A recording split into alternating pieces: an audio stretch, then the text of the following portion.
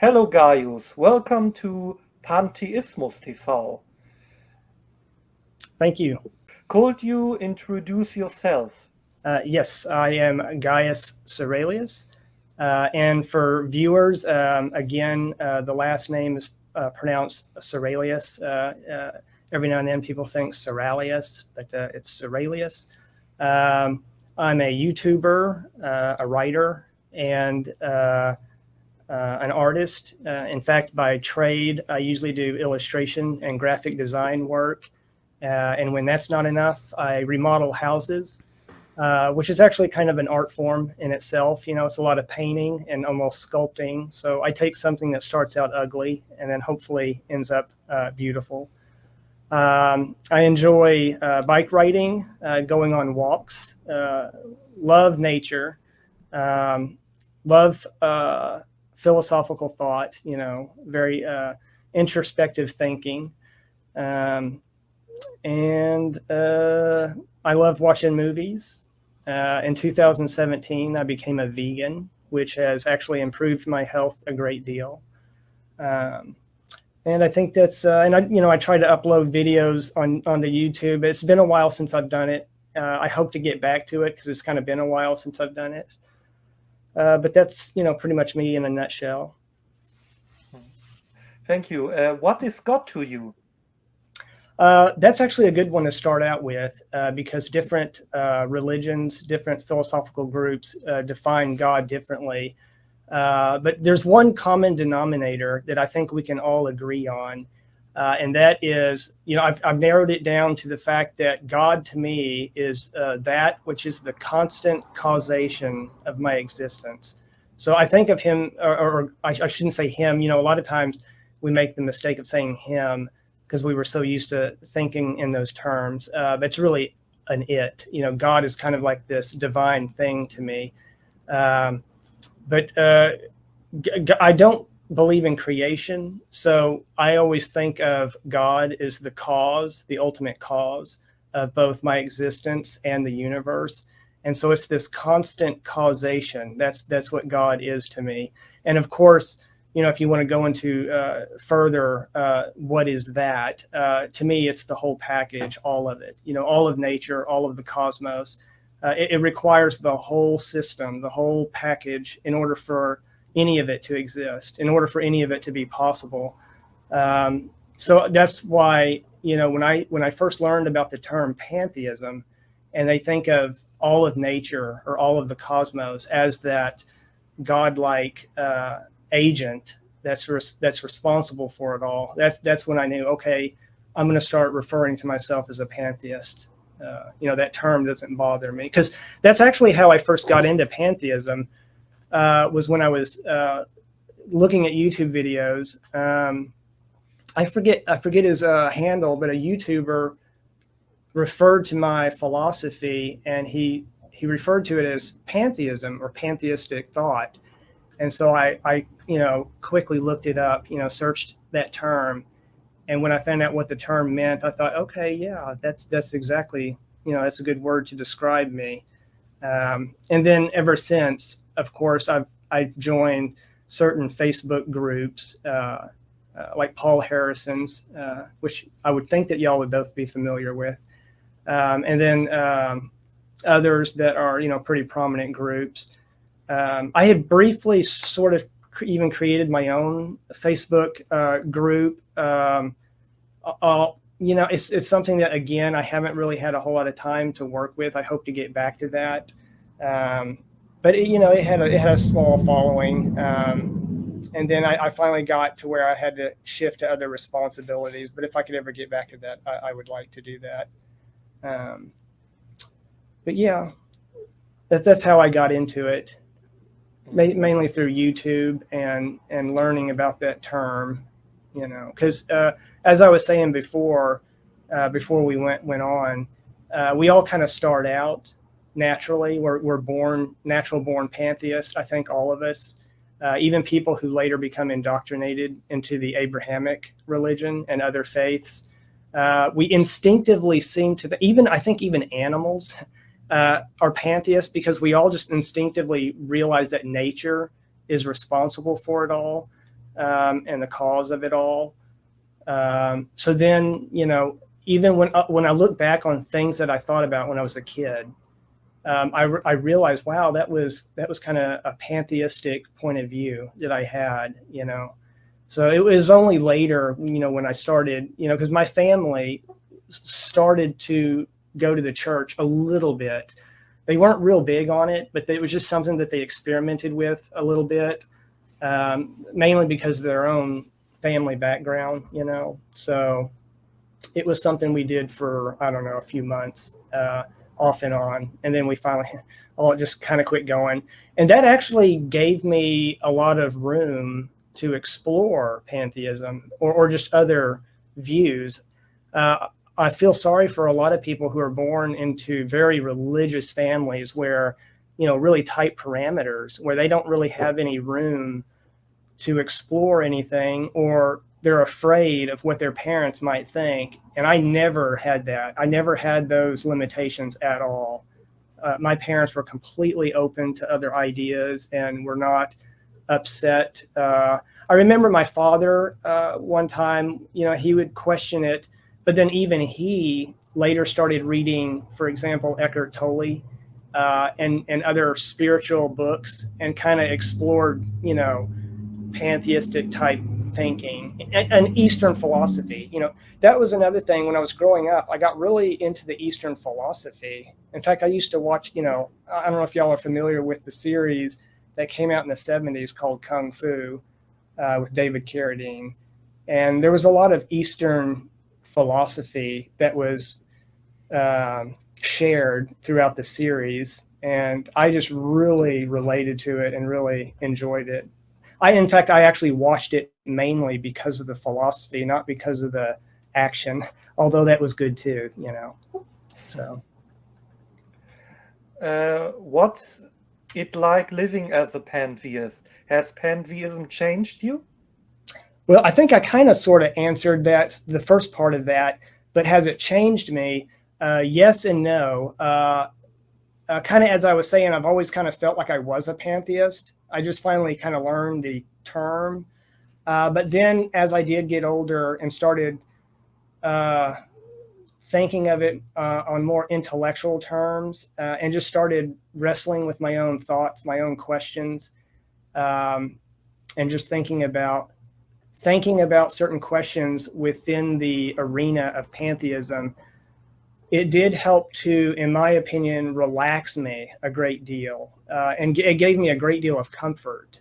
There were certain, now this is also, each of us, we pantheists have certain tailored views within pantheism, because remember, pantheism is just like this really broad umbrella term with, the broad understanding of what pantheism is. And then each of us kind of come into it and tweak it, or we have our own specific worldview of pantheism. For example, some people believe in reincarnation, some pantheists, and some don't. Some believe that the universe was created, that God created the universe, but I don't. I believe it's always existed and always will. But I'll give you a quick example of how it has comforted me. Because of my own exploration of pantheism, I've come to feel that the universe knows what it's doing. It knows how it unfolds, that it's all taken care of. I believe that the universe has to be the way that it is, and that ultimately there's not going to be anything that's going to completely corrupt it or destroy the universe. Whereas, I'm sure some theists actually worry and fear about that, have a great deal of fear about that. But because I personally believe that the universe has always existed in sort of like this cyclical thing, this divine machine-like thing, I think it's beyond corruption. I believe it's this thing that remains balanced and conserved overall. Of course, it's not always balanced from our point of view. Within our area, things can become very unbalanced, actually. But I'm just speaking from a bird's eye view. If you look at the over totality of it all, I believe it's all perfectly conserved. It's like this beautiful tapestry that can never be destroyed. And so there's a great deal of comfort in that for me. Now, again, when it comes to my personal take on pantheism, I believe that evil and pain, or we call it evil, but I'll refer to it as negative things that can happen to you, or, you know, that the universe can do, you know, can cause you pain and suffering, in other words. That's just an unfortunate component of the universe. It's kind of a yin-yang thing that can never change, in my opinion. So even though I believe the universe will always exist, that doesn't mean it doesn't have its downsides, or it doesn't have its negative side, its dark side, its cruel side, which it does. And, you know, it's kind of, if you look at it like the seasons, you know, we just have to have storms that we have to endure in the cycle of things. And hopefully we just make it to the next part, you know, where the sun comes up, you know. So it has its good sides and bad sides, but it has comforted me a lot, I think, and given me a lot of removed a lot of questions, removed a lot of stress for me. Do you believe in life after death? Yes, I'm a strong believer in reincarnation.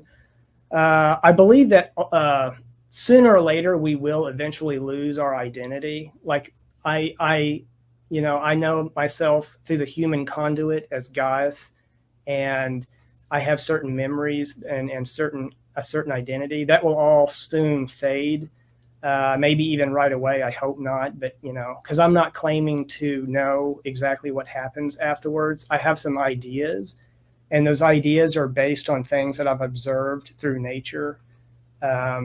If you look at nature, which seems to be very cyclical, you know, the rock cycle, the weather cycle, worms shedding, snakes shedding their skin, the way a crab moves from one shell to another, it just seems to always symbolize or be metaphors for like this cyclical thing.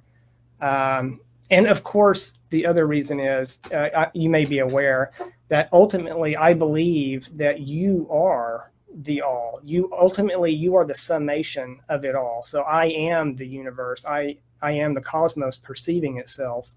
So in that sense, since I don't believe the universe can ever be destroyed, my perception, my human perception will be altered. You know, my human form will of course decay and rot away. But I believe me as that perceiving passenger moves through the universe from one shell to the next, or, you know, one vessel to the next.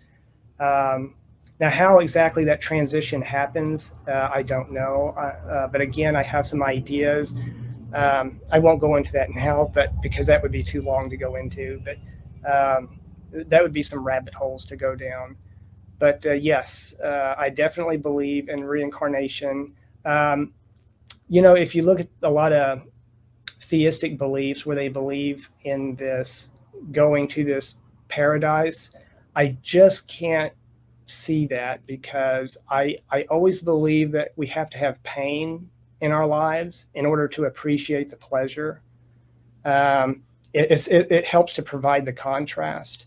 So I just don't believe that there's any such thing as living happily ever after, like going to this blissful state where everything is perfectly good forever and ever.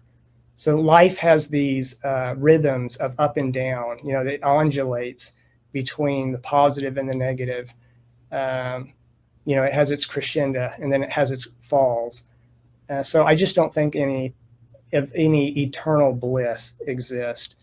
But I do believe some form of reincarnation, whether we lose our memory of our identity right away or not, I don't know. But I do believe eventually we will become something where I unfortunately get to forget, you know, this lifetime, you know, which I would love to remember. But, you know, it's good for some people, because some people have a horrible life and they don't want to remember, you know, their life. But yeah, hopefully if when I cross over or through that transition, it would be nice if I could go for a good while remembering who I am and retaining my memories and my thoughts. I would love that.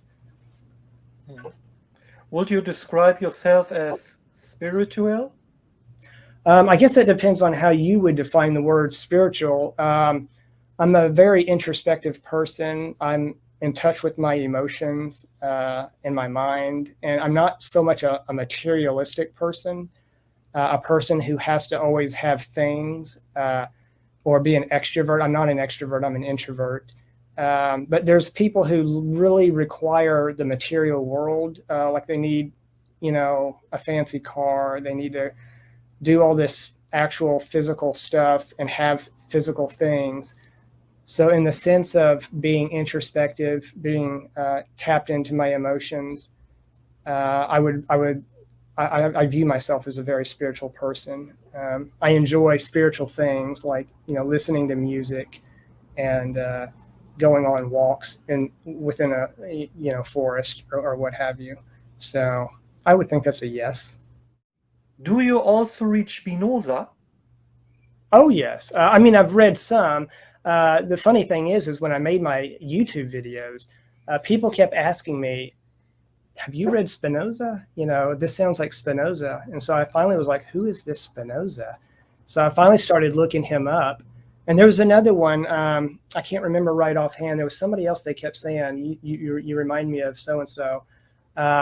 But yeah, so I looked up Spinoza, and from what I've read, I actually really appreciate, in fact, he's one of my favorite philosophers. And I just remembered, it's Alan Watts. That's the other one people often ask me, have I read Alan Watts? And he's definitely one of my favorite philosophers and thinkers. Interestingly, he died the year I was born. So I think I was on this planet for a few months while he was walking the planet, and then he passed a few months after I was born. So I thought that was kind of cool. But yeah, he and Spinoza. I don't think I've ever read anything so far that they've said. Actually, I remember there was a few things that Alan Watts said that I had an issue with, but for the most part, I really appreciate the way they think. Carl Sagan is another one. Love Carl Sagan. Wow. What do you think of Neale Donald Walsch's books? I don't know a whole lot about him, but from what little I do know, my philosophical views actually stray, I think, quite a bit from his. In fact, it might even be safe to say that a lot of my views might be the exact opposite. For example, his 10 illusions, I can't remember them all, but for example, failure, that failure doesn't truly exist, or that it's just an illusion. Now, he may be using a certain language because, like I said, I haven't read it in full detail, but to me, failure absolutely exists, or at least the concept that someone can set out to achieve something and they don't accomplish that. They don't, succeed in accomplishing that particular thing that they set out to accomplish. And then another one was judgment, that judgment was an illusion. And I'm a big believer that judgment does exist, that we living beings, not just humans, but all beings, we are constantly judging. We are required to judge. Like when we walk into a room, we're like, is this room on fire? Is this person mad at me? We're constantly having to assess our environment and our situation, this just for safety reasons even. So like whenever we go anywhere, we actually do it for safety, especially nowadays.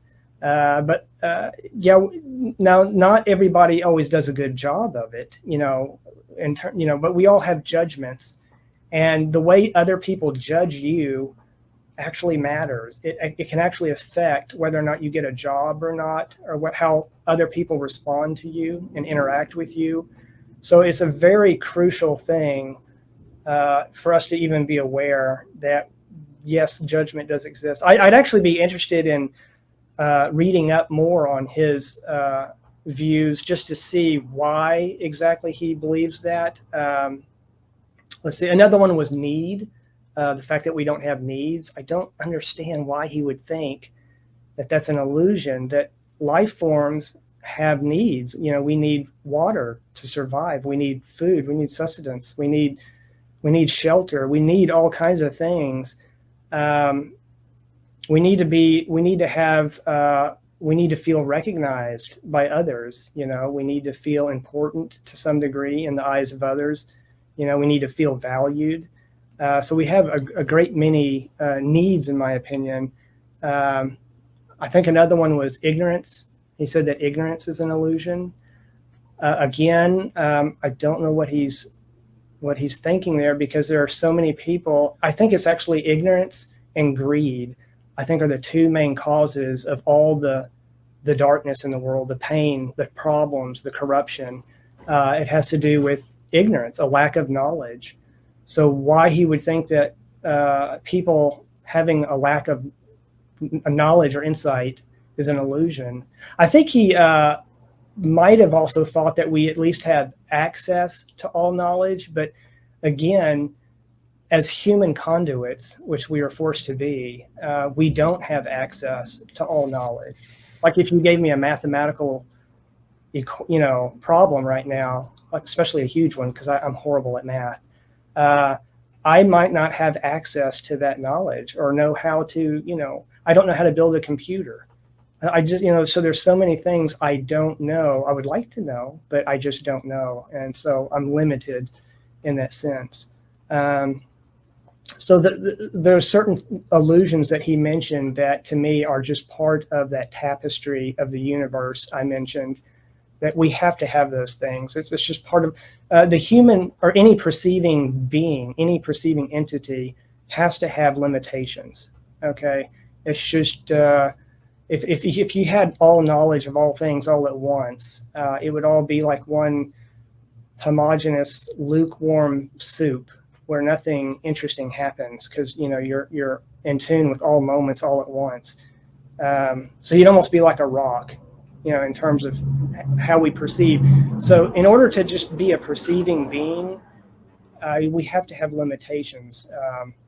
Again, it comes back to that yin-yang principle. If you think about the yin being what we know and the yang being what we don't know, it's always going to be like a combination of the two. It's unique with each individual. It's a unique swirl of the yin yang. That's what each of us represents, actually. A very interesting combination and swirl of the yin and the yang. So, but I'm sure that if I read more about what he espouses, that I might find some nuggets in there that I agree with. But for the most part, I think it's safe to say that my philosophical views stray quite a bit from his. How did you get into making videos about pantheism? Oh, I think I kind of answered that one. That was when I had first heard about that YouTuber making a reference to me and expressing to his viewers that that was all very pantheistic and that I must be a pantheist. So I think I made my first YouTube video in 2010. And that was The Forever All. I think it was called The Forever All. And it was such a success. I didn't even plan on that. I made that first video, and it had some really good music too. And it's not me talking, but it's, I put up writing of what I believe. And a lot of people responded to that, and it really resonated with them. And it just skyrocketed in terms of views. So then I started putting out more videos kind of expressing my philosophical views. And it was really nice because my extended family are very religious. So it would not be safe for me to just start talking about pantheism at the dinner table, like at Thanksgiving, for example. So YouTube allowed me a sort of a vessel to, it kind of gave me a megaphone to just speak to a lot of people about my philosophical views and get feedback.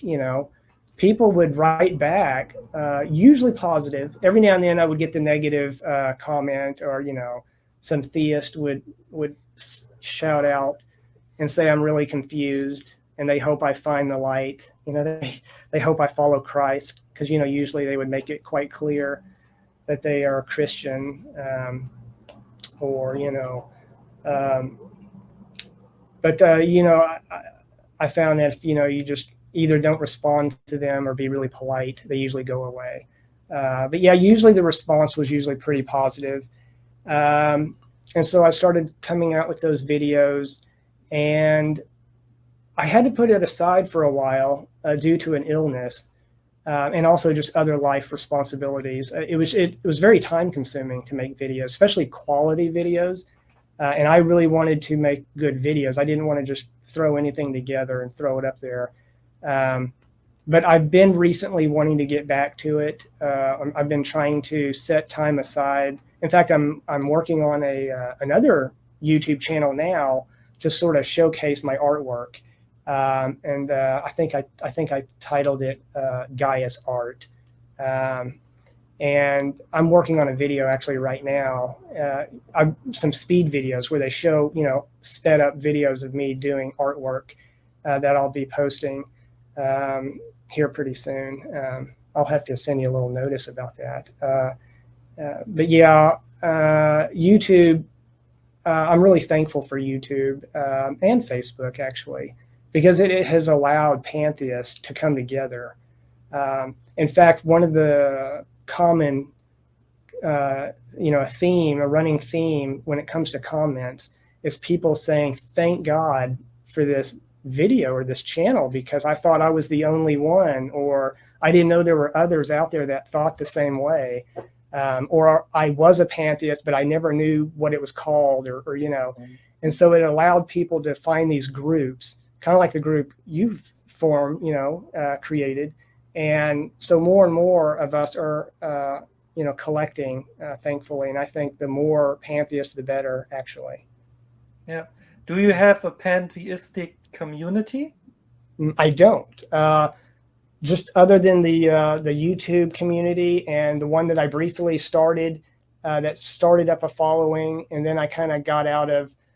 The other reason why I actually stopped with that Facebook group is because that particular Facebook channel that I was on, or Facebook account, I had just sort of walked away from it because I was getting a lot of. It was a huge demand on me. A lot of people were trying to connect with me, and not. I would have to say some of them were pretty, strange individuals, to put it nicely. Because unfortunately, when it comes to these groups, you have some that are just so far out there on the woo-woo factor, really kind of weird stuff that I'm not. I'm a little more shifted towards what Paul Harrison has done, which is, he calls his scientific pantheism. So it's more of a responsible approach. I'm not as dedicated to the scientific evidence as Paul Harrison is, because I believe that that's, again, a little too limiting. That's a little too far in one direction, and then others go too far in the other opposite direction. So hopefully I'm somewhere in the middle, sort of a balance.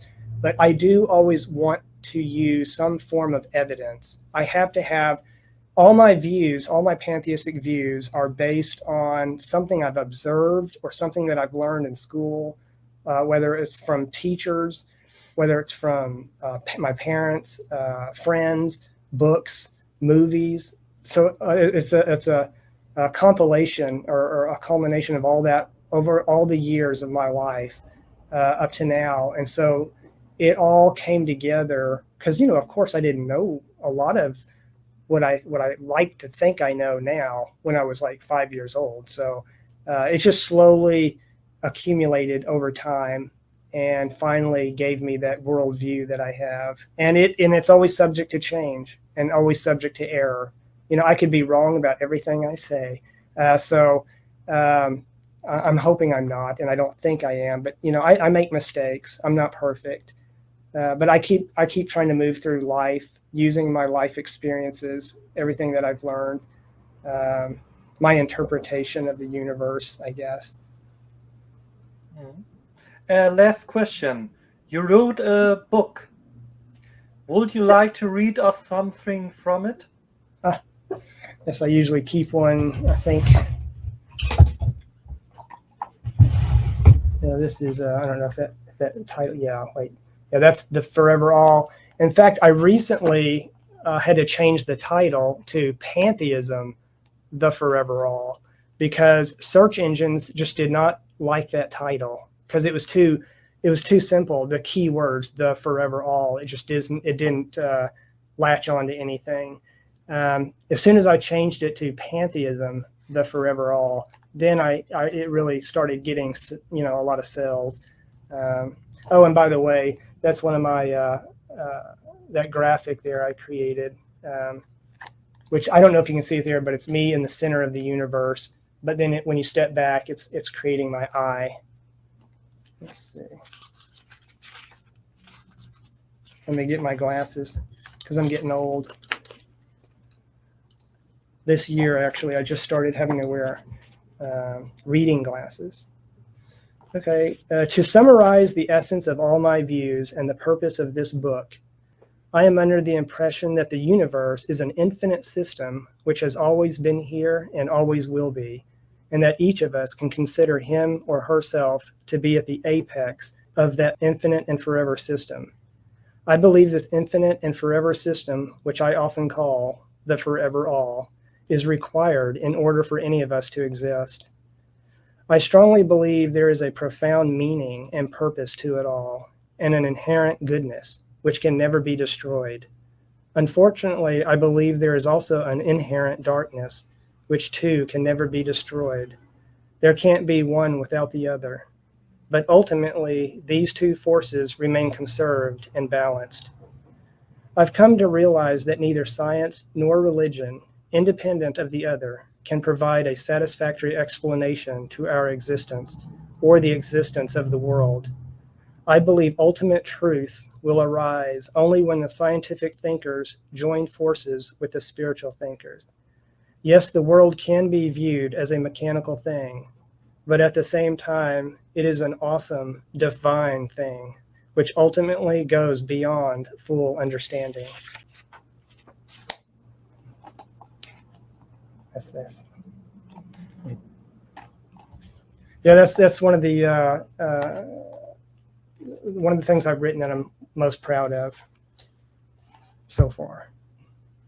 I do a lot of creative writing too, but this was a compilation of all my writings as I was, over the years, even back when I was a teenager.